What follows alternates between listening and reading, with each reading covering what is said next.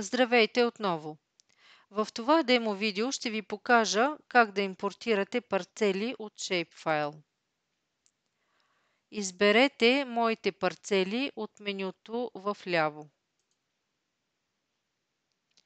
Вече имаме създаден един парцел и съответно план за торене. В програмата има две опции за въвеждане на данни за земеделски парцел. Едната е ръчно добавяне на парцел, което може да направите от бутона "Добавете парцел" и съответно ще преминете през стъпките, които ви показах в предишното видео. Другата опция е автоматично добавяне на парцели, като импортирате данните от Shapefile, предоставен от Държавен фонд Земеделие. Кликнете върху бутона Shapefile и кликнете върху символа с файла.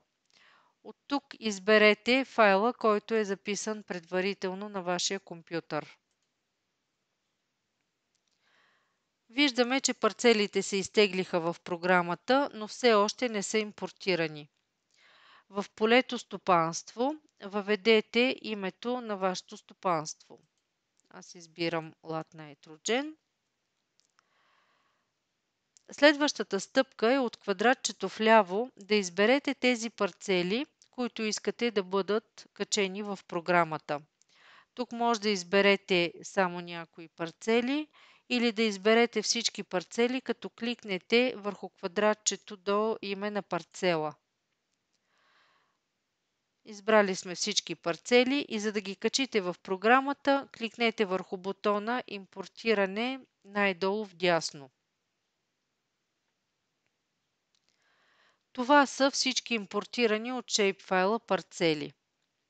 Когато кликнете на даден парцел, може да видите самия парцел и местоположението му на картата. Когато парцелите се качат в програмата, те са под името парцел 1, парцел 2, парцел 11, 12 и така нататък. Вие може да промените това, като кликнете на средната иконка "Редактирай" и тук може да промените както името на парцела, така и показателите на почвата, ако в последствие имате направен почвен анализ. И за да запазите промените, кликнете върху бутона "Преизчисли и запази". Виждаме, че сме променили името на парцела.